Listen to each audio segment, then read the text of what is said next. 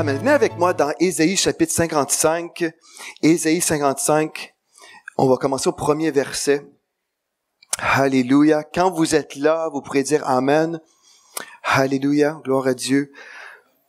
Ésaïe chapitre 55, on va commencer au premier verset. Vous tous qui avez soif, venez aux eaux. Même celui qui n'a pas d'argent, venez acheter et manger. Venez acheter du vin et du lait sans argent, sans rien payer. Pourquoi pesez-vous de l'argent pour ce qui ne nourrit pas? Pourquoi travaillez-vous pour ce qui ne rassasie pas? Écoutez-moi donc et vous mangerez ce qui est bon. Écoutez-moi donc et vous mangerez ce qui est bon et votre âme se délectera de mets succulents. De mets succulents. Prêtez l'oreille et venez à moi. Écoutez et votre âme vivra. Je traiterai avec vous une alliance éternelle. Pour rendre durable mes faveurs envers David, voici je l'ai établi comme témoin auprès des peuples, comme chef et dominateur des peuples. Voici tu appelleras des nations que tu ne connais pas, et les nations qui ne te connaissent pas accourront vers toi à cause de l'Éternel ton Dieu, du Saint d'Israël qui te glorifie. Cherchez l'Éternel pendant qu'il se trouve, invoquez-le tandis qu'il est prêt. Que le méchant abandonne sa voie et l'homme d'iniquité ses pensées, qu'il retourne à l'Éternel qui aura pitié de lui, à notre Dieu qui ne lasse pas de pardonner. Car mes pensées ne sont pas vos pensées et vos voix ne sont pas mes voix, dit l'Éternel. Autant les cieux sont élevés au-dessus de la terre, autant mes voix sont élevées au-dessus de vos voix et mes pensées au-dessus de vos pensées. Comme la pluie et la neige descendent des cieux et n'y retournent pas sans avoir arrosé, fécondé la terre et fait germir les plantes, sans avoir donné de la semence au semeur et du pain à celui qui mange, ainsi en est-il de ma parole qui sort de ma bouche. Elle ne retourne point à moi sans effet, sans avoir exécuté ma volonté et accompli mes desseins. Oui, vous sortirez avec joie et vous serez conduits en paix. Les montagnes et les collines éclateront d'allégresse devant vous et tous les arbres de la campagne battront des mains. Au lieu de l'épine s'élèvera le cypre, au lieu de la ronce croîtra le myrte, et ce sera pour l'Éternel une gloire, un monument perpétuel, impérissable. C'est un long passage que j'ai lu, Ésaïe 55 au complet. Mais où je voulais vraiment attirer votre attention, il y a tellement des bonnes choses dans ce texte, des choses merveilleuses, mais ce que je veux premièrement vous aider à comprendre, c'est que ce texte est une invitation. Ce texte est une invitation. Vous tous qui avez soif, venez. Amen. Ce texte nous dit, venez, vous tous qui avez soif, venez. Même si vous n'avez pas d'argent, venez acheter et manger. Quand on parle de manger, on parle d'un repas spirituel dans ce texte. Et aujourd'hui, nous avons une invitation à savourer un repas glorieux, un repas spirituel glorieux à partir de Ésaïe 55 que nous avons lu ensemble. Mais j'aimerais vous dire, en fait, vous savez, on a reçu plusieurs paroles sur cette maison. Une parole qui est revenue à maintes reprises, c'est que cette famille spirituelle est appelée à être un puits de guérison pour les nations. Un puits de guérison pour les nations. C'est-à-dire qu'il y a des gens qui vont venir ici de plusieurs nations, ils vont recevoir leur guérison, que ce soit une guérison physique, une guérison émotionnelle, psychologique, peu importe, mais Dieu veut guérir et restaurer des vies à partir de cette famille spirituelle. Est-ce que vous croyez ça ce matin? Alléluia. Et c'est très important. Et dimanche passé, quand j'ai posé la question, combien d'entre vous êtes d'une autre nation? J'ai vu en fait qu'on avait seulement un quart des gens qui sont vraiment québécois de naissance. Mais la majorité des gens de cette maison sont d'autres nations. Et en fait, la parole est vraiment un puits de guérison pour les nations. Vous êtes de plusieurs nations. Si on demandait à chaque personne ici, vous êtes de quel pays? On entendrait plusieurs pays européens et africains dans la salle. Et sur Internet, c'est sûr et certain que c'est les nations qui sont connectées également. Et on se dit, mais pourquoi Dieu fait ça? Bien, en fait, c'est que Dieu veut faire un travail de guérison parmi nous pour être une source de guérison dans les nations également. Et Dieu veut nous nourrir spirituellement. Il veut nous donner de la viande. Vous avez déjà mangé ça, un T-bone, un bon steak, un filet mignon? Vous avez déjà mangé de la bonne viande? Si vous êtes végétarien, peut-être pas. Mais pour d'autres, vous avez mangé un bon tofu? Que Dieu vous bénisse. Peu importe ce que vous aimez manger, Dieu veut bien vous nourrir. C'est ça que je veux vous aider à comprendre. Dieu veut vous aider à manger une bonne nourriture. Mais pour manger une bonne nourriture, on doit prendre le temps de mastiquer. Vous savez, si vous prenez un breuvage, pour en France, je vais dire une boisson, parce qu'en France, un breuvage, c'est autre chose. Mais vous prenez quelque chose, admettons, une boisson avec beaucoup de protéines, là. On va boire ça avant d'aller au gym ou après. Après, ça remplace un repas. Ça prend pas beaucoup de temps de boire un repas. Vous entendez? Vous comprenez? On peut boire comme ça et on peut boire dans l'espace d'1 minute et puis finalement, on a pris notre repas. Mais pour manger un bon repas succulent qu'on vient de voir dans Ésaïe 55, on doit prendre du temps. On doit s'installer, prendre du temps, mastiquer, parce que de la viande, faut mastiquer de la viande, n'est-ce pas? Donc, faut prendre du temps, pas simplement le dimanche matin, mais à la maison, on doit prendre du temps dans la présence de Dieu, s'exposer à la parole de Dieu, méditer sur la parole, et c'est alors qu'on reçoit des révélations de Dieu. Et hier, j'ai passé vraiment toute la journée à étudier vraiment les profondeurs de notre rédemption en Jésus-Christ. J'étais tellement béni, j'ai passé toute la journée. Et vers la fin de la journée, j'ai dit à ma femme, j'ai dit c'est spécial parce que je me sens pas relâché d'enseigner ce que j'ai reçu aujourd'hui, ou je me sens même pas que je peux l'enseigner. Et c'est spécial. Et ma femme, une femme remplie de sagesse et du Saint-Esprit, Mathilde a simplement dit, elle dit va te coucher puis Dieu va te parler cette nuit. Et c'est ça que j'ai fait. Je me suis couché et Dieu m'a parlé ce matin. J'ai eu un songe et j'ai compris pourquoi je ne pouvais pas prêcher ce que je voulais prêcher. En fait, j'avais du mal à vraiment préparer le message, même si j'avais plusieurs choses en moi. Mais j'ai compris une chose, et puis le Seigneur m'a dit que je devais revenir sur l'enseignement de la connaissance révélée. Combien d'entre vous vous rappelez de ça, l'enseignement sur la connaissance révélée? La connaissance révélée, en fait, ce n'est pas une connaissance apprise à l'école, ce n'est pas parce que j'ai étudié quelque chose, ce n'est pas parce que j'ai étudié la Bible que j'arrive à une révélation de la parole de Dieu. Mais je vais recevoir une révélation en étudiant la parole, mais ce n'est pas parce que j'étudie la parole seulement, parce que je peux étudier la parole d'une façon intellectuelle. Et la parole de Dieu nous dit, vous connaîtrez la vérité et la vérité vous rendra libre. Mais cette connaissance, c'est une connaissance révélée par le Saint-Esprit. Et oui, je vais étudier la parole, certainement, mais je dois avoir cette disposition que le Saint-Esprit va m'accorder des révélations pendant la lecture, pendant l'étude. Vous vous rappelez de ça? Amen. Si vous avez tout oublié, je vous encourage à aller sur la page YouTube de l'Église et réécouter ce que vous avez manqué. Et à l'émission Vie de foi, j'ai passé 5 jours à expliquer la connaissance révélée. Si on pense qu'on a déjà tout compris, on peut vraiment passer à côté des très grandes richesses qui changent toute notre vie spirituelle. Si je sais comment fonctionner dans la connaissance révélée, c'est alors que je vais avoir une plus grande conviction dans ma marche chrétienne parce que j'ai une révélation. Je sais que je sais ce que Dieu a dit. Vous comprenez? OK. Donc, je sentais dans mon esprit que Dieu me disait, tu dois revenir là-dessus et en fait, revenir sur certains blocages qui empêchent l'Église, en général ici, à vivre dans une connaissance révélée. Qu'est-ce qui nous empêche de vraiment vivre dans cette dimension de connaissance révélée? Avant de vous donner autre chose, on doit mastiquer et connaître ce que j'ai déjà enseigné. Amen. Dans Jean 16, verset 12, nous lisons, « J'ai encore beaucoup de choses à vous dire. » C'est le Seigneur Jésus qui disait ça. « J'ai encore beaucoup de choses à vous dire, mais vous ne pouvez pas les porter maintenant. » Pourquoi pensez-vous? Bien, comme on vient de consacrer un petit bébé ce matin, même si on peut aimer ce petit bébé et vouloir lui donner le meilleur repas au monde, si on lui donne un filet mignon, peut-être le petit bébé va vomir le repas. N'est-ce pas vrai? Parce que le bébé n'est pas encore prêt à mastiquer complètement et bien digérer. Il peut y avoir un souci au niveau de sa digestion, si on veut. Mais ici, le Seigneur Jésus a dit, « J'ai encore beaucoup de choses à vous dire, mais vous ne pouvez pas les porter maintenant. » Mais Dieu veut nous parler aujourd'hui, mais il veut, en fait, qu'on comprenne certaines choses. Donc, je vous dis, en fait, ce que j'ai reçu ce matin, j'ai eu un songe, et puis dans le songe, Mathilde et moi, on était en préparation pour notre mariage, mais c'était comme, c'était un engagement envers l'autre, donc on célébrait, pas notre remariage, mais on renouvelait nos vœux, voilà. Et puis, on préparait cette grande salle pour les noces. Mais comme cette salle était préparée, il manquait quelque chose sur les tables. Il manquait les ustensiles. Ou en France, on dit les couverts, donc les fourchettes et puis le couteau. Il manquait tout ça. Et je me suis réveillé et j'ai compris dans mon esprit, il nous manque quelque chose ici dans la maison. Je vais vous expliquer en fait. On va prendre du temps ensemble aujourd'hui. Et comme je racontais à ma femme, j'ai dit, tu vois, quand je me suis couché, d'habitude, moi, samedi soir, quand je me prépare, je prie en langue, je reçois le message, les versets qui viennent.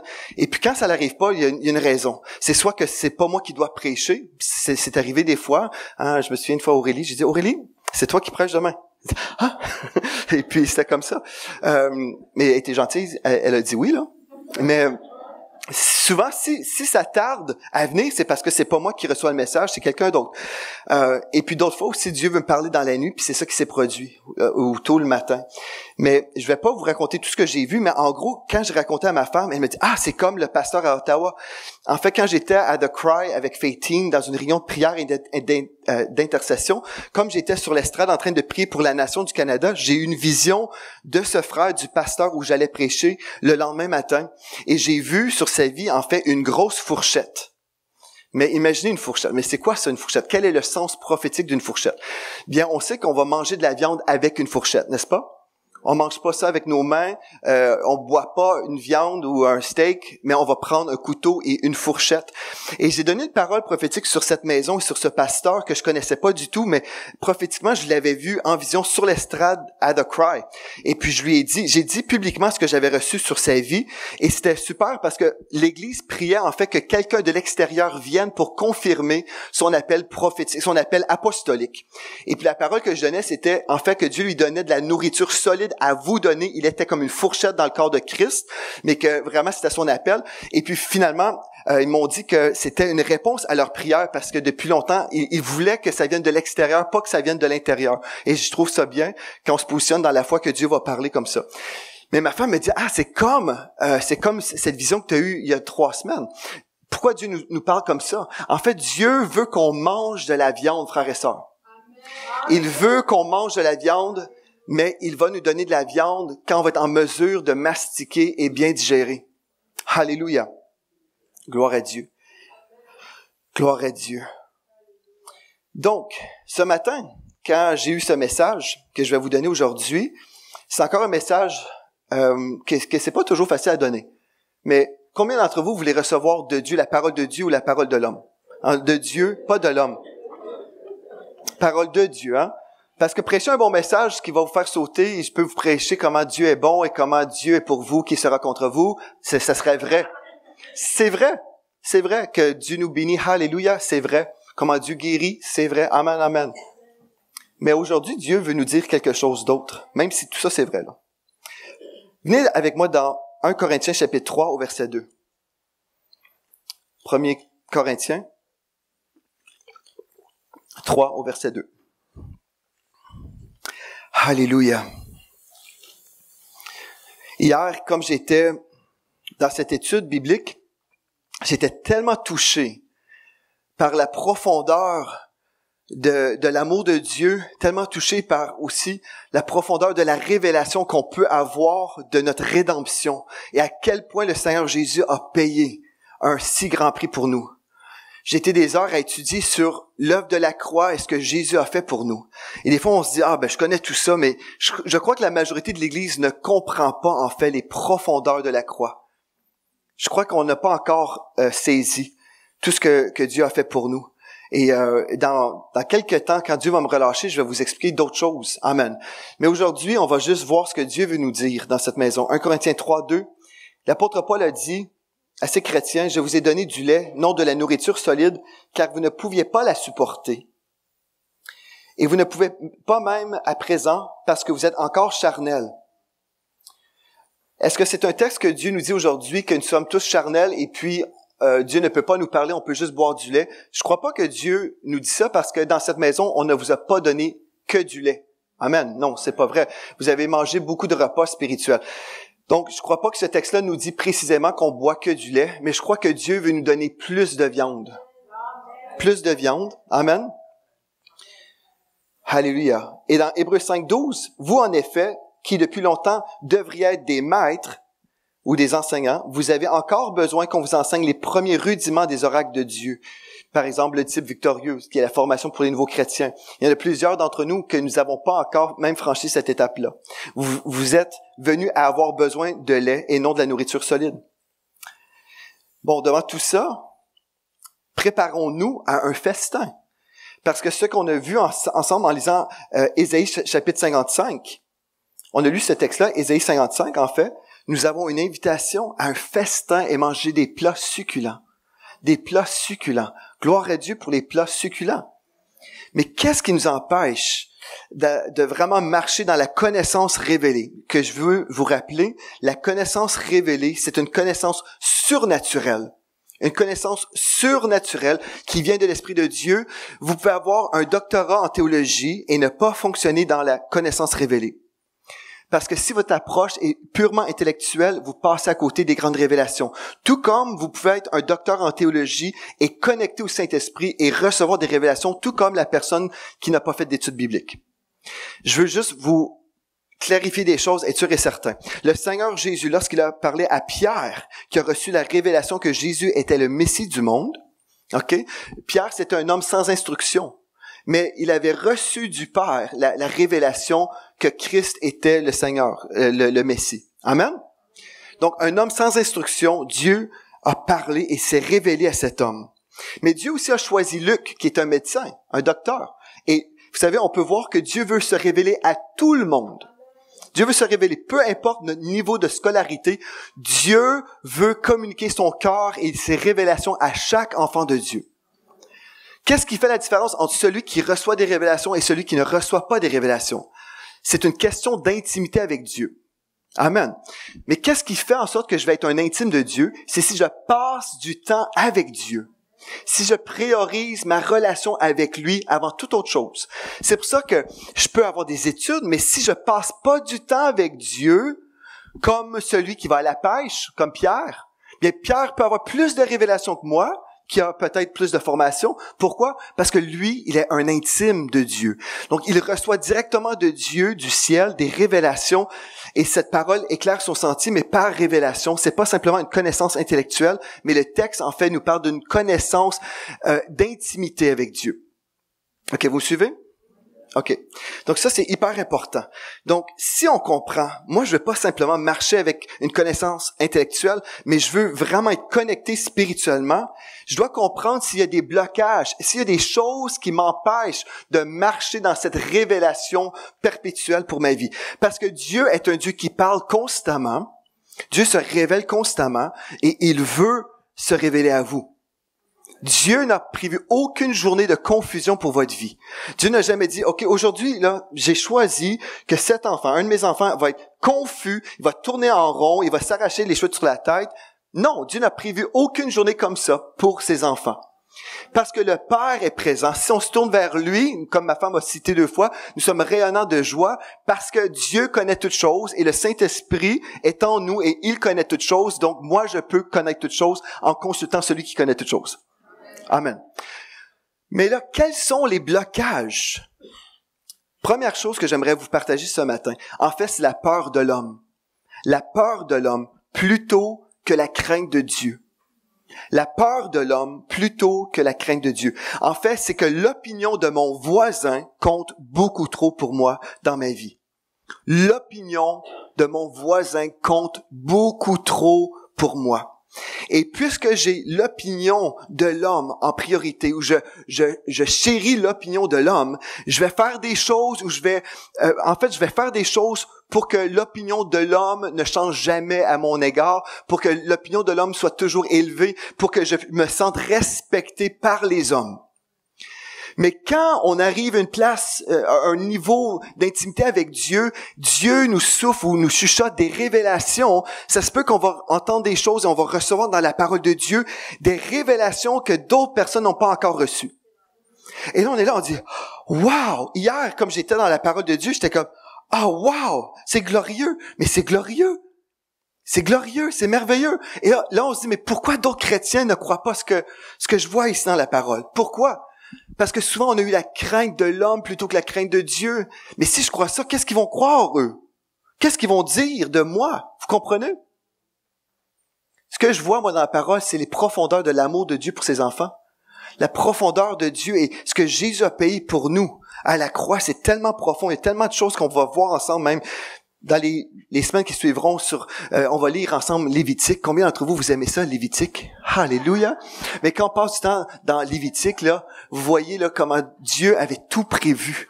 Comme il y a tellement de types dans l'Ancien Testament qu'on voit, en fait, des types qui ont été accomplis dans la vie de Jésus-Christ. Alléluia. Donc, la peur de l'homme plutôt que la crainte de Dieu. Ça, c'est un blocage numéro 1. Et en fait, j'étais bloqué moi-même sans savoir. J'étais bloqué dans ma vie spirituelle parce que j'avais toujours un homme de Dieu que j'admirais beaucoup, que j'admire encore aujourd'hui, que j'aime encore aujourd'hui. Mais il y a plusieurs années, j'ai eu une vision pendant que je priais. Et c'est une vision que j'ai rejetée parce que je me disais, c'est impossible, ça vient de moi. Avez-vous déjà douté une vision que Dieu vous a donnée? J'étais en train de prier, j'habitais à Lethbridge en Alberta à l'époque, et Dieu m'a donné une vision de cet homme, un prédicateur qui est super, mais j'ai vu une page qui est tournée. Comment vous interprétez ça? Vous voyez une personne et une page qui tourne. Tourne la page. Vous pensez à Nathalie Simard, hein? Tourne la page, un avion déchire le soir. Tourne la page. Là, j'ai vu, je dois tourner la page sur lui. Ah, impossible, c'est pas correct, ça. Parce qu'il a été comme une référence pour moi pendant des années. C'est bizarre. Tourne la page. Et après, le Seigneur m'a donné un songe, ici, là, pendant que avant que je prêche, mais j'ai eu une vision, ça fait peut-être 1 an, pas une vision, un songe. Et dans ce songe-là, Dieu m'a montré vraiment que je devais tourner la page. Mais j'ai dit, mais Seigneur, pourquoi tu me dis ça? Parce qu'on peut avoir des influences spirituelles qui nous limitent. Si cette influence spirituelle demeurait une référence dans ma vie, sa limitation devenait la mienne. Sa limitation devenait la mienne. Il rejetait certaines révélations parce que, pour ces raisons à lui, que c'est entre lui et Dieu, mais puisqu'il rejetait certaines révélations, si moi je passais toute ma foi par le filtre de cette personne, je limitais le Saint-Esprit qui n'a pas de filtre. C'est que le Saint-Esprit voulait me parler des choses et me révéler des choses, mais je me souviens, j'ai été bloqué dans ma vie spirituelle à cause de ce filtre qui était pas vraiment, en tout cas, que Dieu voulait d'autres choses pour moi en fait. Donc, Dieu a parlé par une vision et un songe. Mais on se dit, mais pourquoi certaines personnes vont se limiter à ce moment-là? Si cet homme de Dieu, c'est un homme de Dieu, mais pourquoi il est limité? Bien, je crois que certaines personnes, lorsque le Saint-Esprit leur parle, ils peuvent dire, par exemple, ah ben non, moi je peux pas croire ça parce que je veux pas avouer que je n'avais pas compris. Je veux pas avouer que je n'avais pas saisi cette chose-là, donc je vais m'opposer à cette révélation-là. Est-ce que vous me suivez?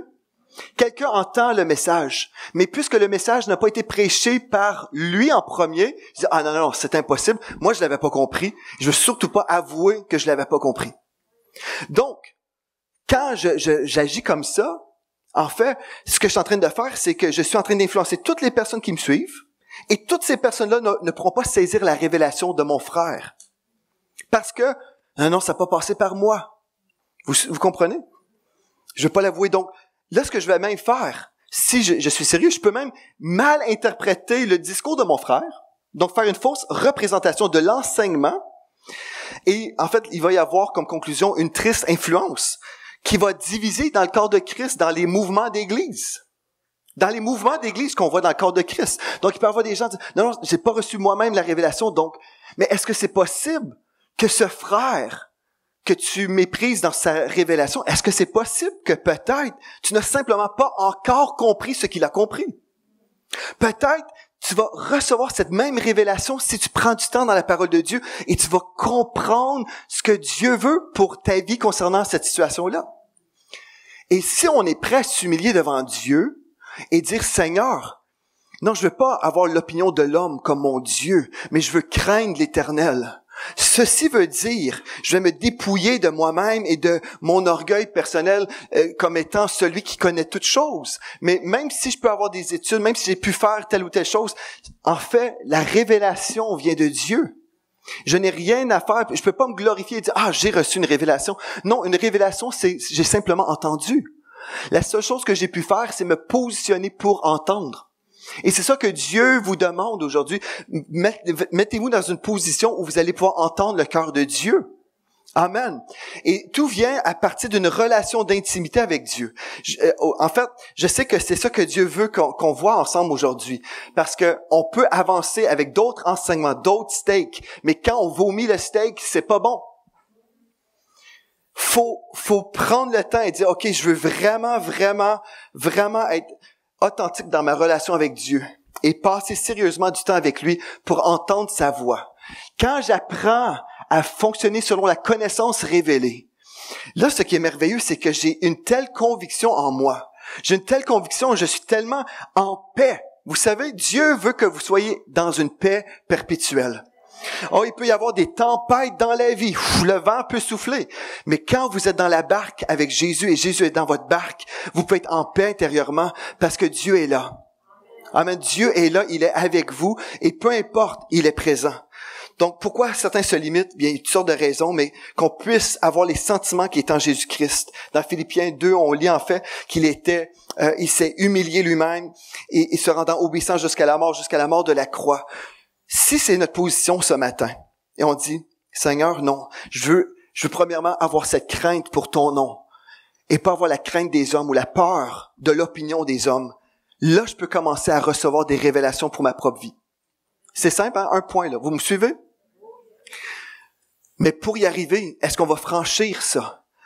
Vous savez, comme j'ai dit à ma femme, on venait tout juste de se marier et tout de suite, comme on s'est retrouvés à la télévision en Alberta, tout de suite, pas longtemps après notre mariage, puis je disais à ma femme, on rencontrait des gens dans des magasins, je me souviens à l'époque de Sears, ça existait, et puis on rencontrait des gens qui nous reconnaissaient par la télévision, puis ma femme, c'est drôle parce qu'elle est tellement transparente, hein? Ma femme, là, on voit exactement ce qu'elle pense sur son visage. Puis là, quelqu'un venait de nous saluer, bonjour, puis là, il me connaissait, puis là, ma femme est con. Je te connais pas, toi? Je te connais pas? Mais là, je disais à ma femme, je dis, on connaît pas tout le monde, chérie, faut sourire quand même. mais elle sourit, elle est très souriante, ma femme. Là, vous voyez, là, elle me dit, mais pourquoi tu dis des niaiseries? Je peux interpréter son visage. Alléluia.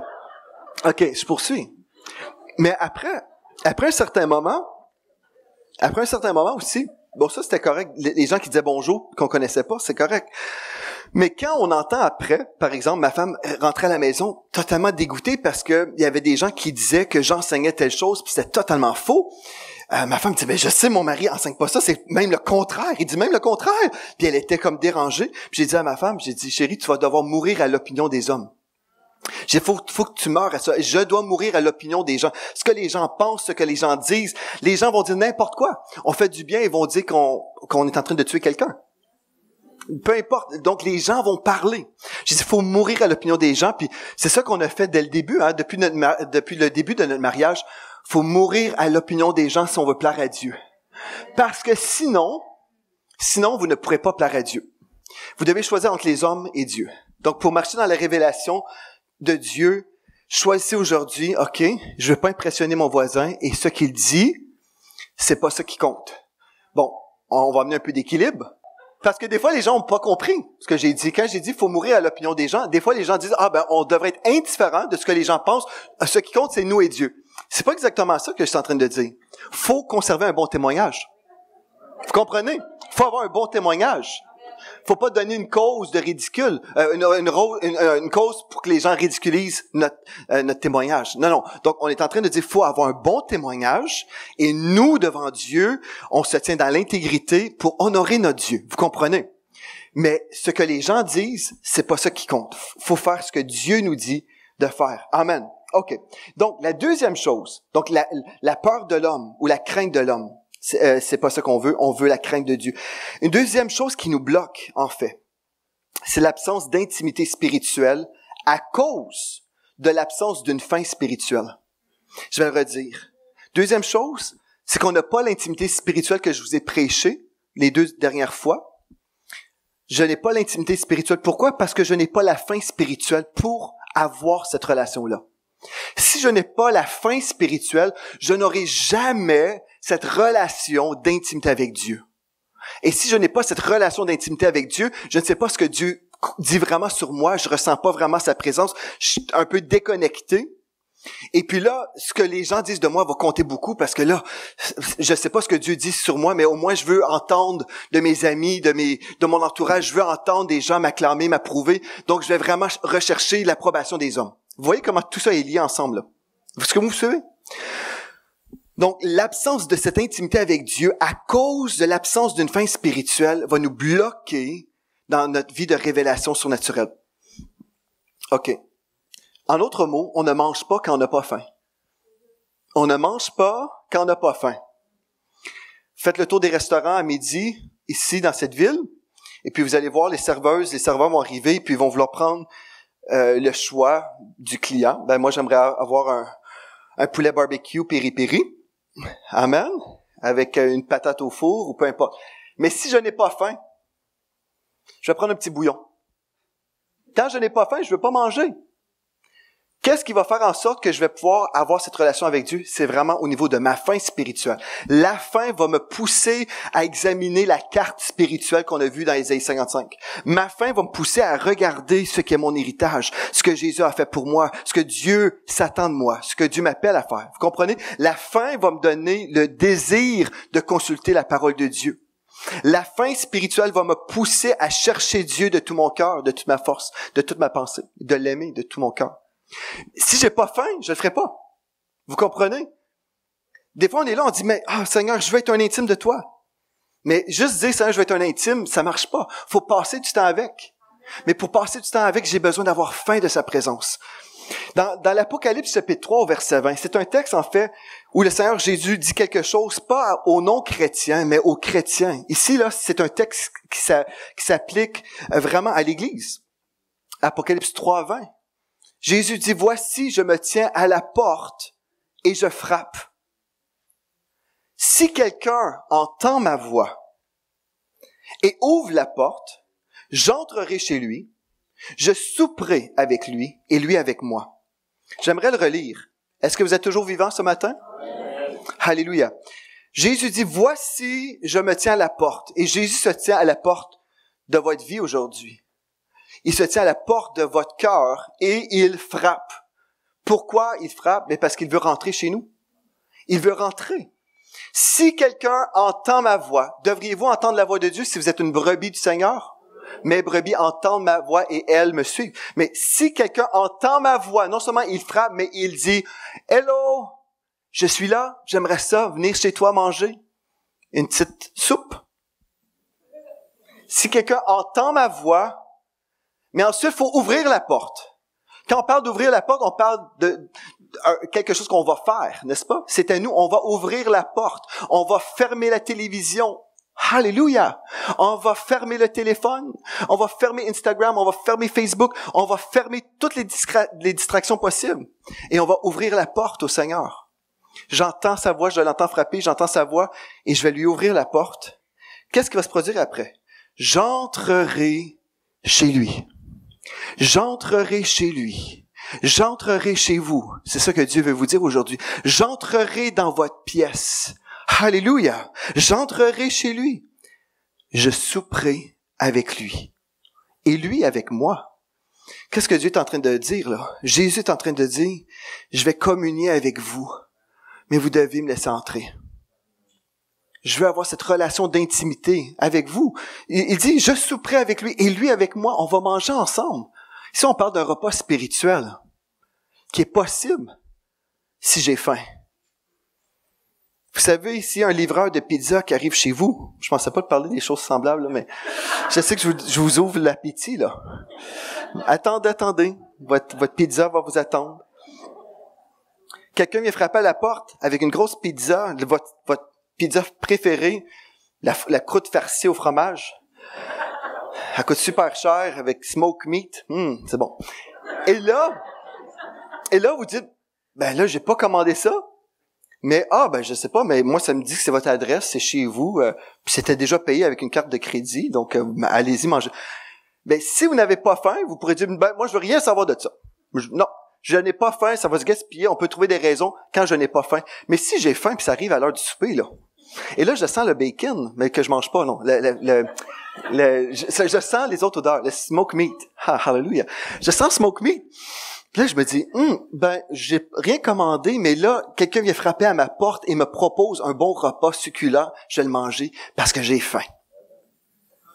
Mais quand j'ai pas faim, je vais trouver des raisons pour dire, c'est pas nécessaire. Vous avez dit, non, on pourrait le mettre dans le frigidaire pour garder ça plus tard. Suivez l'illustration. Amen. Mais vous comprenez.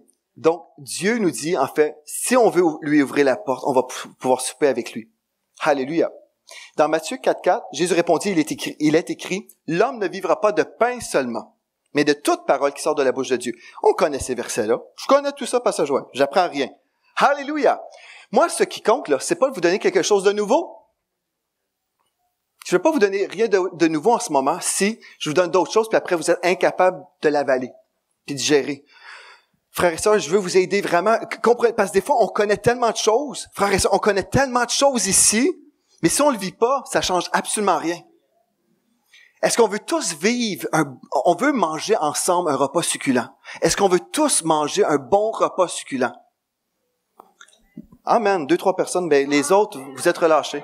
Non, mais sérieux, si on veut manger un bon repas succulent, Jésus a dit, on ne mangera pas du pain seulement. On parle pas ici de nourriture physique, charnelle seulement, mais de toute parole qui sort de la bouche de Dieu. Alléluia. Mais ceci veut dire que je peux en fait manger cette parole qui vient de Dieu. Mais là, pour avoir cette faim, je dois discerner en fait mes priorités. Je veux vous inviter avec moi dans Luc chapitre 10, verset 38. Moi, je suis dans la foi qu'on va tous accepter en fait ce que Dieu est en train de nous dire. Puis après, on peut continuer. Vous savez, on est totalement libéré lorsqu'on est vraiment libéré de l'opinion des hommes. Après, quand on est libre, là, on dit, OK, Seigneur, ça, tu me dis ça? Je dis Amen, Amen, Amen. Et là, Dieu continue à nous dire et nous parler. Mais quand je suis bloqué, je vais consulter mes 10 amis pour voir Seigneur Jésus, qu'est-ce qu'il en pense, là? Parce que ça va peut-être changer ma réputation. Vous comprenez? Quand je suis comme ça, je bloque Dieu. Mais quand je dis Seigneur, non, moi, je veux entendre ta voix. Mais si je passe du temps avec lui, là, je vais être sûr que c'est lui. Alléluia. Luc 10, 38. Vous êtes là? Comme Jésus était en chemin avec ses disciples, il entra dans un village et une femme nommée Marthe, dites Marthe, le reçut dans sa maison. Elle avait une sœur nommée Marie, dites Marie, qui s'étant assise aux pieds du Seigneur, écoutait sa parole. Donc Marie écoutait la parole de Dieu.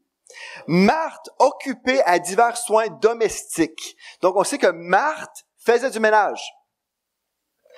Est-ce que c'est bon de faire du ménage? Oui, l'entretien ménager. On aime l'entretien ménager. On aime la propreté.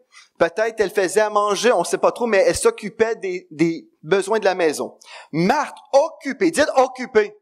Il y a plusieurs chrétiens qui sont occupés. Plusieurs chrétiens sont occupés. Je peux pas faire ceci, je peux pas faire cela parce que je suis très occupé. Je suis occupé. Est-ce que vous êtes occupé? Hey. Est-ce que vous êtes des personnes occupées? On est tous occupés. On est tous occupés. OK. Mais Jésus parle aux personnes occupées aussi. Vous êtes à la bonne place? Alléluia. Marthe, occupée à divers soins domestiques, survint et dit, « Seigneur, cela ne fait-il rien que ma sœur me laisse seule pour servir? Dis-lui donc de m'aider. » Le Seigneur lui répondit, « Marthe, Marthe, t'as bien raison. Hey Marie, lève-toi, c'est pas le temps de m'écouter t'enseigner la parole. Ma petite paresseuse, ah ouais, va aider ta sœur. Allez, vas-y. Non, va-t'en, je t'ai dit va-t'en, là. Ça, c'est une autre version. C'est la version 2019. C'est pas vraiment prioritaire. C'est juste la parole de Dieu qui peut changer ta vie. Mais quand même, t'as d'autres choses à faire, là. Il y a le tapis, faut passer l'aspirateur, là. T'as pas vu? Regarde, là. Marie, elle travaille comme une folle pendant que toi, là, tu fais rien. Marthe, pardon. OK. Mais là, elle dit, dis-lui donc de m'aider. Est-ce que Jésus va dire, c'est vrai. Non? Verset 41, le Seigneur lui répondit, Marthe, Marthe, tu t'inquiètes et tu t'agites pour beaucoup de choses. Une seule chose est nécessaire. Marie a choisi la bonne part, qui ne lui sera point ôtée. Non, mais dans la vraie vie, là, je m'excuse, dans la vraie vie, dites la vraie vie. Ben, il y a une seule chose qui compte, là, Seigneur, quand même. Une seule chose est nécessaire. Mais non, mais il faut que j'envoie mes 10 000 courriels, là. Savez-vous combien d'heures je peux prendre à répondre aux courriels? Essayez de deviner. Si je peux m'asseoir pendant une journée, si j'ai pas fait mes courriels tous les jours, je peux être assis pendant 8 heures à répondre aux courriels. C'est long. Vous avez dit, on est obligé de faire ça dans la vraie vie. On a tous des responsabilités. On a tous des responsabilités, mais il y a une seule chose qui est vraiment nécessaire. J'aimerais vous dire, frères et sœurs, si vous trouvez que ça me prend du temps à vous répondre, vous avez raison. Je m'excuse. Je me repens à l'avance. Frères et sœurs, ayez de la grâce, s'il vous plaît. Pour moi, ça me prend du temps à répondre, je sais. Mais savez-vous, il y a une chose qui est nécessaire.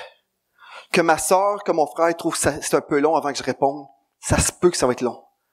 Mais heureusement, on travaille en équipe, là. Mais il y en a quand même des courriels que je dois y répondre personnellement. Mais ce que je veux vous dire ici, il y a une seule chose qui est nécessaire. Ceci veut dire, en fait, faut avoir une priorité, que la chose la plus importante, c'est Jésus. Cherchez premièrement le royaume de Dieu avant toutes les autres choses. Les 8000 courriels et les 8 heures de travail vont être là encore. Mais vous dites, oui, mais ça, si je commence à prier puis chercher Dieu vraiment le matin, je vais me coucher encore plus tard. Mais peut-être, si vous priez, Dieu va vous dire, supprime tel courriel. Ne réponds pas. Fais pas ceci, fais pas cela. Je suis en train de parler de moi, là. Mais vous comprenez? Peut-être que le Saint-Esprit va dire, non, mais tu perds ton temps à faire telle chose. Fais pas ça, fais ceci. Si on est plus connecté à Dieu, on peut économiser du temps dans toutes les autres choses qu'on a à faire. Est-ce que vous comprenez ce que je suis en train de dire? Mais si on passe Dieu en 10e dans notre liste, là. Je vais trouver du temps plus tard, mais là, j'ai tellement de responsabilités, je suis trop occupé. Savez-vous, si vous placez Dieu en priorité dans votre vie, vous verrez vraiment que Dieu va vous aider dans tous les détails de votre vie. Alléluia. OK, on poursuit. Vous êtes toujours réveillés? Vous connaissez cette histoire-là de Marie et Marthe? Vous la connaissez?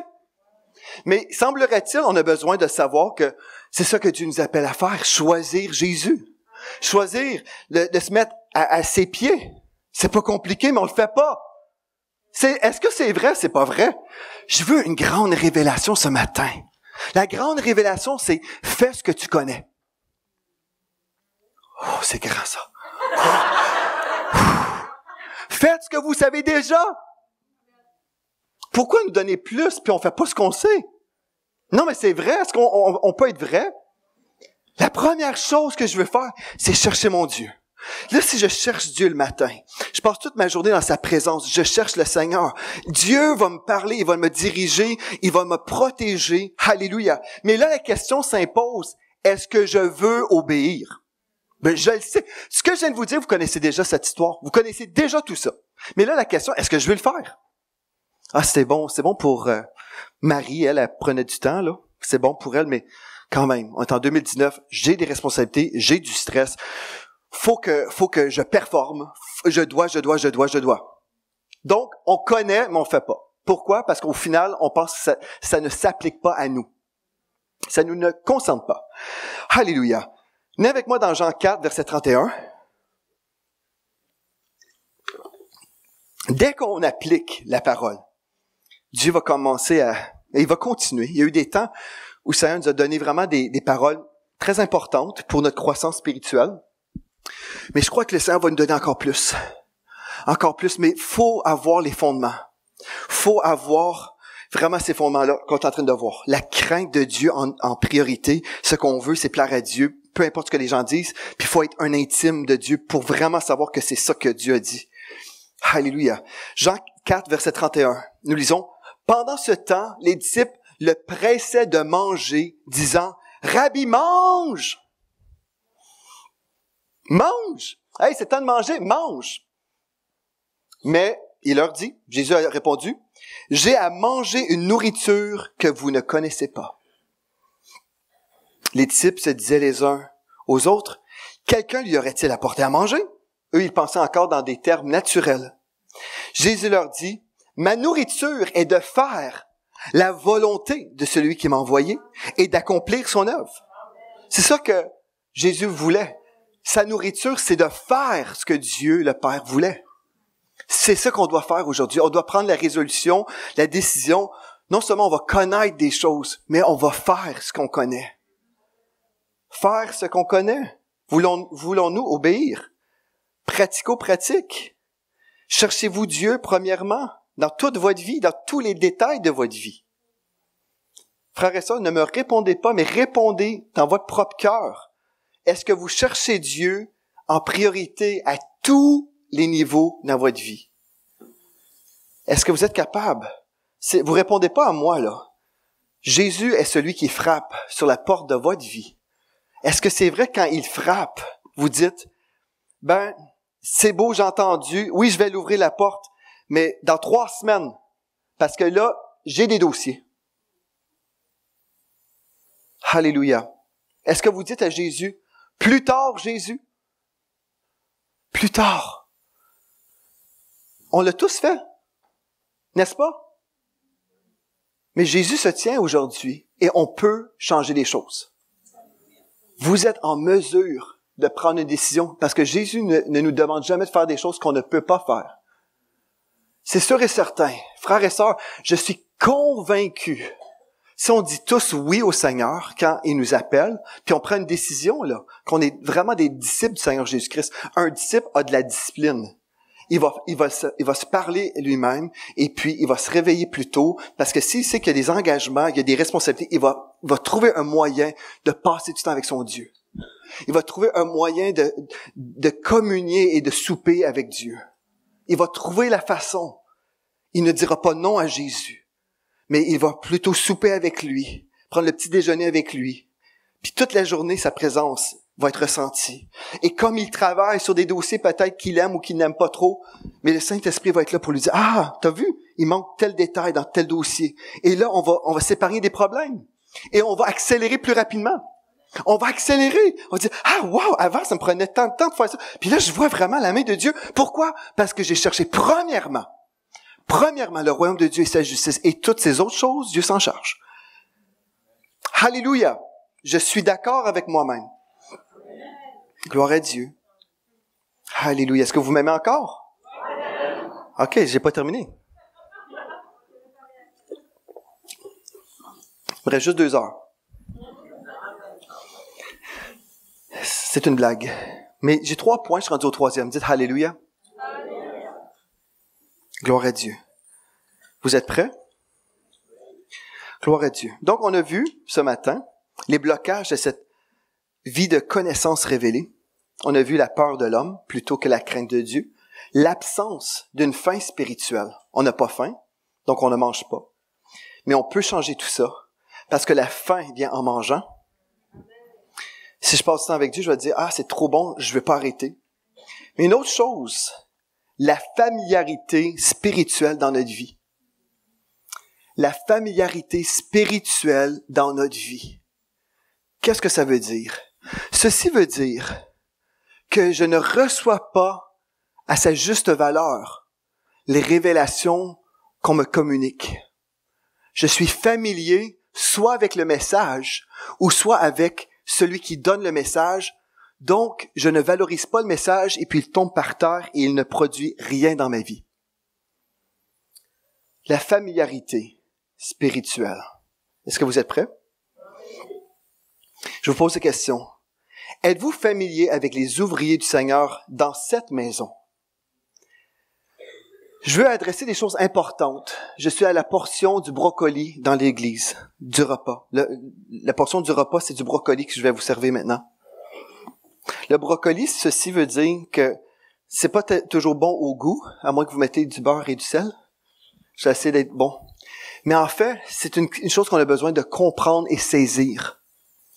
Si on est réveillé, si on est conscient, en fait, on réalise que Dieu a fait quelque chose ici, dans cette maison, où il a rassemblé des hommes et des femmes de Dieu pour parler aux nations. Est-ce que vous réalisez ça aujourd'hui? Est-ce que vous réalisez en ce moment que pendant que moi je prêche, le prophète Jérémie prêche ailleurs? Et c'est comme ça, toutes les semaines, on a toujours des gens de cette maison qui prêchent dans les nations, que ce soit en Europe, en Afrique, mais il y a toujours des gens en mouvement qui prêchent soit dans les nations, dans des réunions, ou à la télévision internationale.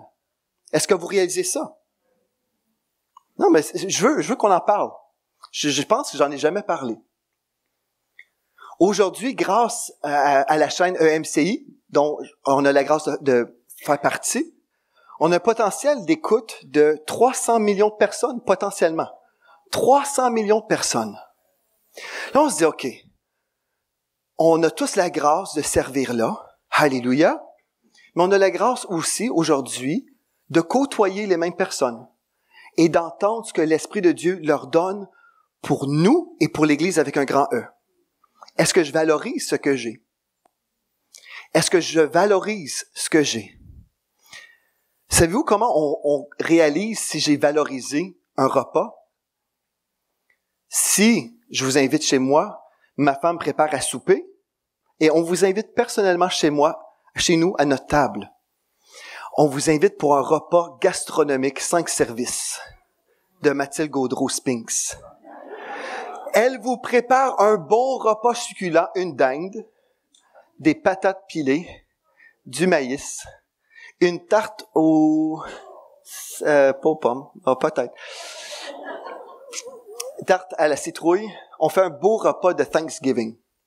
Elle vous invite, vous, personnellement. Si vous nous valorisez, vous allez être présent. Vous allez venir. Quand on vous a dit c'était à 18h, vous allez arriver pour venir manger chez nous. Parce que vous valorisez ma femme qui a cuisiné, puis vous valorisez le plat que vous allez manger. Donc, vous allez arriver, puis vous allez être présent parce que vous êtes intéressé d'y aller, si vous avez accepté l'invitation. Vous comprenez? Je vais valoriser par ma présence. Alléluia. Gloire à Dieu. Savez-vous que dans cette maison, en moyenne, les gens s'absentent souvent. On est 2 fois la taille de cette maison. Mais il y a toujours des gens qui sont absents. Il y a des gens en moyenne qui viennent 1 semaine sur 2 à l'église. Alléluia. Saviez-vous ça? 1 semaine sur 2. Donc, on double notre capacité en ce moment parce que, en fait, on est la moitié de la taille parce qu'il y a du monde à la maison qui suit sur Internet. Alléluia. Je vous donne du brocoli. Il y a des dimanches, on est tellement plein qu'il y a des gens qui se tiennent en arrière et qui sont dans les fenêtres. Parce que ce dimanche-là, le monde a décidé de venir tous en même temps. Qu'est-ce qu'on fait quand tout le monde est là en même temps? On est coincé, en titi. Mais là, ça va parce que il y a toujours du monde absent. Si on regardait la liste, là. Mais pourquoi qu'on est absent 50% du temps? On ne valorise pas la nourriture. C'est la raison.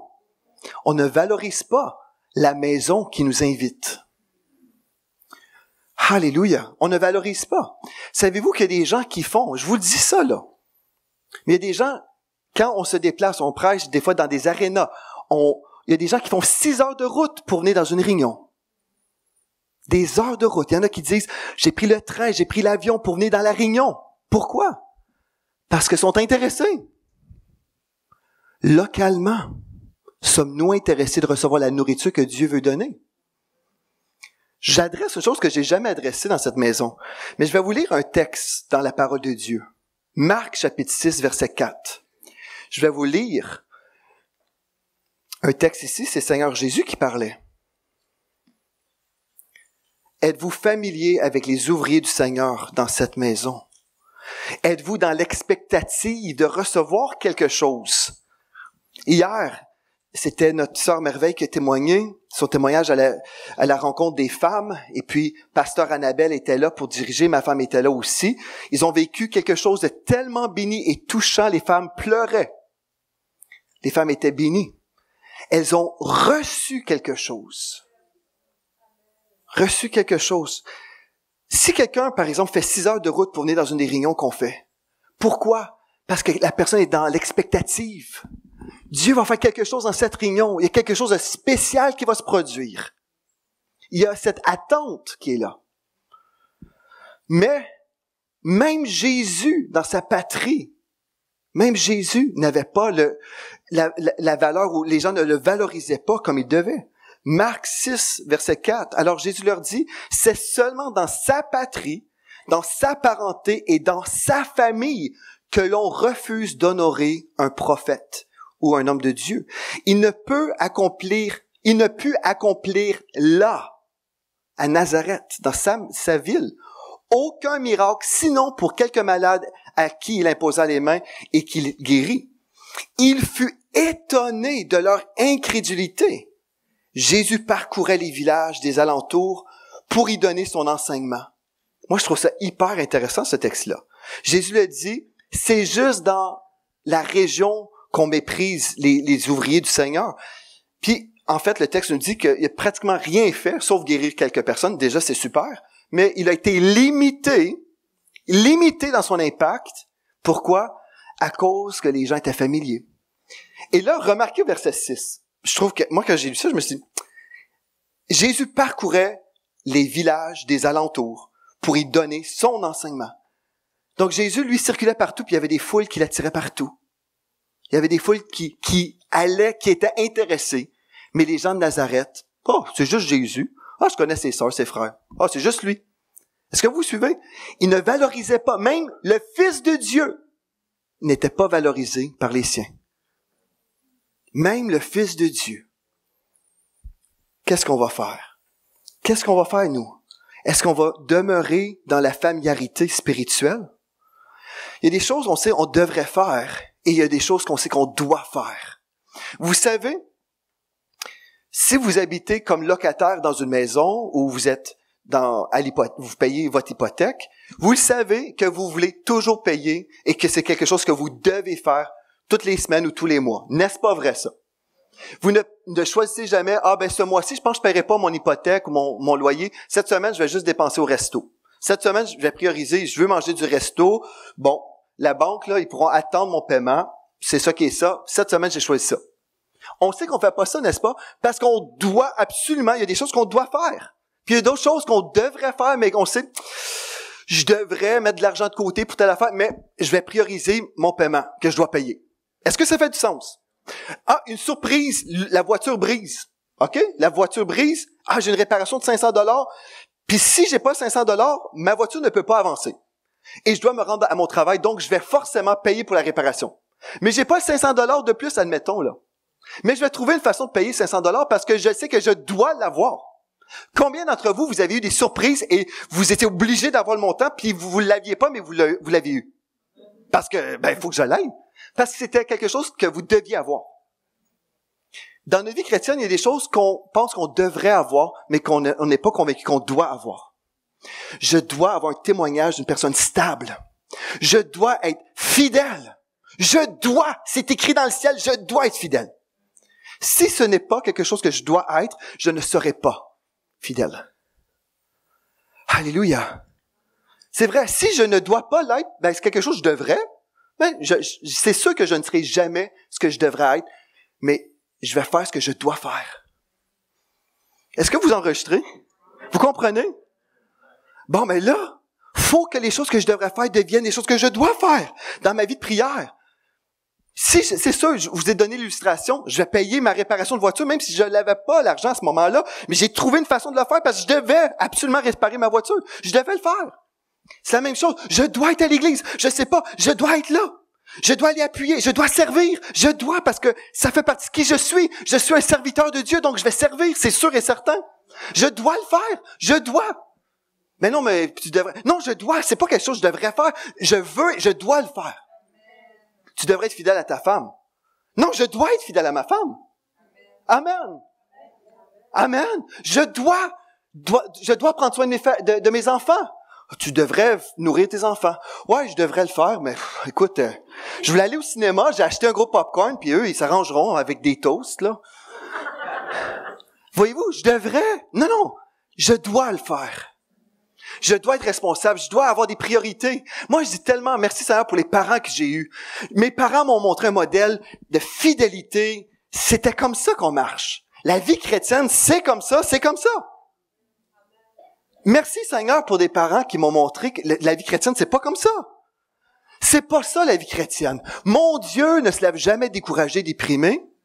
Oh, je sais pas. Est-ce que je vais les visiter ce dimanche matin? Bon, ils vont tous se déplacer, me louer, m'adorer. Je suis tellement dégoûté par telle situation. Non, j'irai pas cette semaine, là. J'irai pas. Ils vivront un culte sans moi. Ils se recouchent. Est-ce que Dieu fait ça? Non! Dieu va honorer sa parole. Il va habiter la louange de son peuple. Là, moi, j'avais le goût de rester comme ça dans mon lit. Mais là, j'ai entendu Pasteur Joël dans ma pensée. Je dois être là, je dois être là. OK, je dois être là. OK, je vais y aller. Ah oui, mais je devrais louer. Alléluia. On a l'équipe de la louange. Alléluia! Oh, alléluia! Puis moi, je me demande si je vais prendre Big Mac ou cheeseburger. Mais si je me déplace, je dois louer mon Dieu. Je dois louer, je dois l'adorer, je dois être authentique avec mon Dieu. Je vais pas être familier. Quand l'un des prédicateurs de la chair ici est ici, là, puis apporte la parole de Dieu, je sais que c'est un oint de l'Éternel, que Dieu a choisi que cette voix serait diffusée dans les nations. Cette personne qui est devant vous, dans cette salle, elle touche des milliers, des millions de personnes. Est-ce que vous appréciez les gens qui sont là?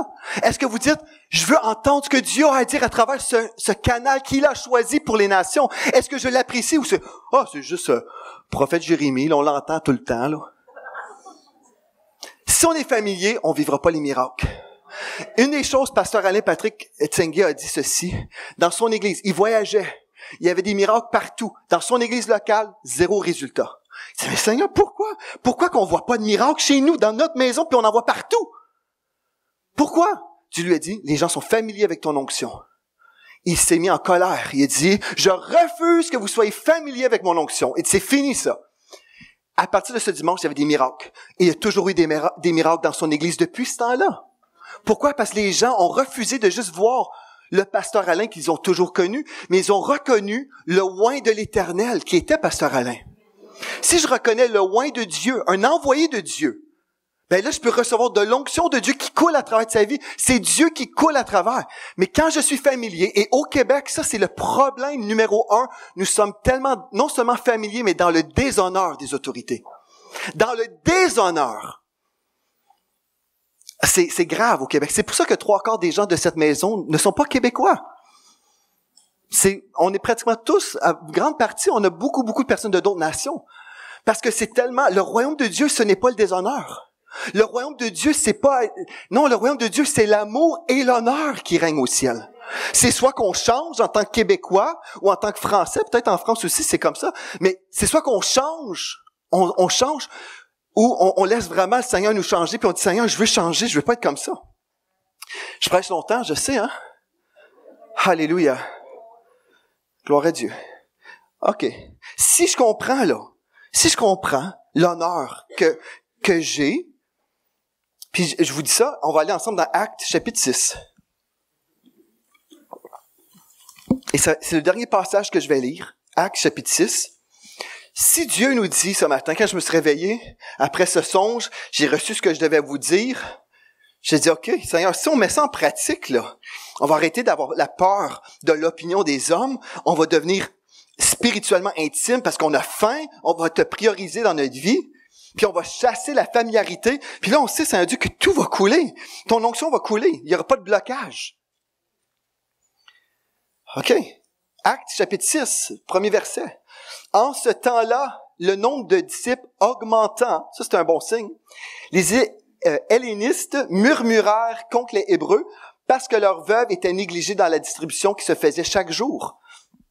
Les 12 convoquèrent la multitude des disciples et dirent, les 12 apôtres vont parler aux disciples, là, aux chrétiens. Il n'est pas convenable que nous laissions la parole de Dieu pour servir aux tables. C'est pourquoi, frères, choisissez parmi vous 7 hommes de qui l'on rend un bon témoignage, qui soient pleins d'Esprit Saint et de sagesse, et que nous chargerons de cet emploi. Et nous continuerons à nous appliquer à la prière et au ministère de la parole.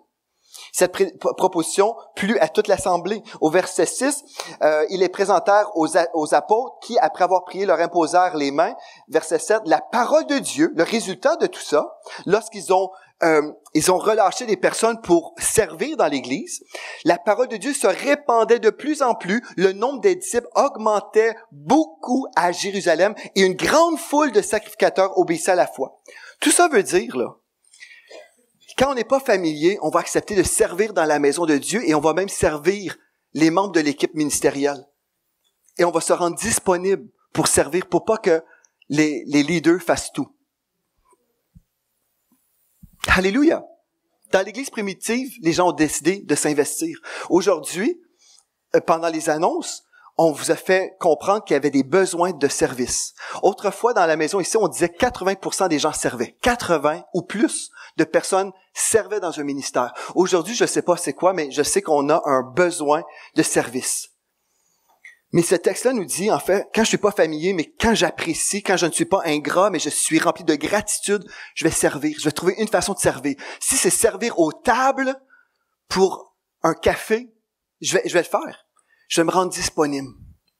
Alléluia. C'est un message ce matin pour la famille de Dieu. Et je crois que Dieu veut faire encore des grandes choses parmi nous. Il veut nous donner une bonne nourriture. Il veut continuer à nous donner une bonne nourriture. Mais personnellement, frères et sœurs, alléluia, il y a 3 obstacles devant nous. 3 obstacles. Est-ce qu'on va conserver la peur des hommes? Ou on peut dire non, moi je veux pas la peur des hommes. Je veux avoir la crainte de Dieu dans ma vie. La crainte de Dieu. Je veux que Dieu soit fier de ma vie. Quand vous allez mourir, frères et sœurs, vous aimez pas ça qu'on parle de la mort, là? Quand vous allez comparaître devant Dieu, frères et sœurs, quand vous allez comparaître devant Dieu, est-ce que Dieu va pouvoir dire vous avez été un bon et fidèle serviteur? Est-ce que c'est votre témoignage, bon et fidèle serviteur? Tout ce que vous faites en ce moment, est-ce qu'il va y avoir un résultat éternel? Est-ce que vous travaillez pour l'éternité, frères et sœurs? Dites, moi, je suis pas pasteur. Ce que vous faites, c'est supposé être une réponse à l'appel de Dieu sur votre vie. Si vous êtes docteur, vous êtes un dentiste. Admettons, vous êtes un dentiste. Bien, soyez un dentiste rempli du Saint-Esprit et vous faites votre travail parce que Dieu vous a appelé à être un dentiste. Je sais qu'on peut pas tous être pasteurs, prédicateurs, c'est sûr, mais nous sommes tous appelés à servir Dieu dans notre appel. Et si vous le savez, moi là, mon travail, c'est de jouer dans la bouche des gens. Alléluia! Je vais transférer l'onction du Saint-Esprit sur ses dents. Elles seront blanches, elles vont briller à la gloire de Dieu. Alléluia! Peu importe ce que Dieu vous appelle à faire. Mais répondez à l'appel de Dieu sur votre vie. Et quand vous allez comparaître devant Dieu, vous le savez, le matin, en tant que dentiste, je vous donne ça comme illustration. Vous priez en esprit à la maison. Vous dites, aujourd'hui, je sais que je vais voir Jacqueline, je vais voir Bertha, je vais voir Maurice, je vais voir Gaétan. Puis là, Seigneur, je te prie que je puisse briller et rayonner ton amour. Puis là, les gens viennent, là, puis là, vous êtes remplis. Vous êtes pas en train d'évangéliser toute la journée, là. Mais vous êtes un voulez-vous recevoir Jésus dans votre cœur? Oui, dites oui. Mais vous faites ce que vous avez à faire, mais vous brillez. Votre vie est un témoignage. Votre vie est un témoignage. Et là, après, ils vont dire, mais t'as quelque chose de différent, toi, docteur. Il y a quelque chose. Ah oui? Est-ce que tu aimerais qu'on prenne un petit café? Je vais t'en parler. Et puis là, vous évangélisez par votre vie, premièrement. On est tous appelés à briller, à aimer. Faire ce que Dieu nous appelle à faire. Personne ne devrait dire, ben non, moi, je peux pas être un intime de Dieu. Non! On est tous appelés à être un intime de Dieu.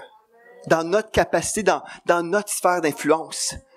Et aussi, après, imaginez, c'est tout ce que je vous ai dit. Je sais là que vous avez entendu, ding, votre Big Mac est prêt ou votre dinde. Je sais, vous avez hâte, là. J'ai invité l'équipe de la louange, vous pouvez venir s'il vous plaît.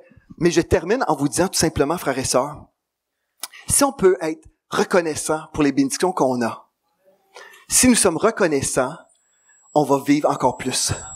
On va recevoir encore plus. On va recevoir encore plus. Alléluia. Est-ce qu'on peut se lever là où nous sommes? Alléluia. On va prier ensemble. C'est un temps important, la prière. On va prier ensemble pour que Dieu change nos cœurs, pour qu'on puisse arriver à manger les mets succulents. Père éternel, je viens devant toi, Seigneur Dieu, et je te remercie parce que tu nous parles aujourd'hui. Tu nous appelles à manger des plats succulents, des mets succulents. Les meilleurs mets possibles. Et Seigneur, on veut les recevoir. Mais on sait, Seigneur Dieu, que tu veux pas donner à des personnes ingrates ou des personnes qui vont pas apprécier, en fait, ce que tu veux leur servir ou qui seraient pas capables de digérer. Seigneur, aujourd'hui, on te demande pardon d'avoir placé autre chose devant toi. Nos préoccupations plutôt que les tiennes. Aujourd'hui, on veut te demander de nous pardonner. Pardonne-moi, Seigneur Dieu. Pardonne-nous, Seigneur Dieu. On ne veut pas poursuivre sur ce chemin de nos occupations et en pensant à toi juste à la fin de notre journée, mais on veut te placer en priorité numéro 1. Seigneur, aujourd'hui, nous prenons cette décision. On se repent, Seigneur, pour le désordre dans notre vie, pour le désordre spirituel dans notre vie. Pardonne-nous. On reçoit le pardon de nos péchés. Et Seigneur, aujourd'hui, on te demande que ta grâce puisse être sur nous pour qu'on puisse répondre à ton appel. Ouvre, Seigneur Dieu, nos oreilles spirituelles. Ouvre nos oreilles spirituelles pour qu'on puisse entendre ta voix qui nous appelle, qu'on puisse entendre lorsque tu frappes sur la porte de notre cœur, qu'on puisse te dire oui en tout temps, Seigneur Dieu. Et Seigneur, aussi, on veut avoir un cœur reconnaissant pour la grâce que nous avons d'être ici ensemble. Seigneur, ouvre nos yeux. On veut te demander pardon, Seigneur Dieu, pour cet esprit de familiarité où on ne reconnaît pas les dons de Dieu parmi nous, où on prend juste pour acquis qu'on a ces dons parmi nous. Seigneur, pardonne-nous. Pardonne-nous, Seigneur Dieu, pour l'influence mondaine dans notre vision des choses. Mais qu'on puisse avoir ta vision, qu'on puisse apprécier, qu'on puisse aimer et honorer par notre présence et notre fidélité dans tes voies. Seigneur, je prie pour mes frères et mes sœurs que la conviction de la constance dans leur vie, la conviction de la fidélité, Seigneur Dieu, que tous ces fruits, ce fruit de l'Esprit puisse se manifester dans leur vie. Seigneur, on veut recevoir les meilleurs plats, mais on veut manger celui que tu nous as donné ce matin. On veut mettre en pratique ce que nous connaissons déjà. Nous voulons mettre en pratique. Nous voulons dire oui, Seigneur. Pas ma volonté, mais la tienne. En tout temps, dans le nom de Jésus. Amen.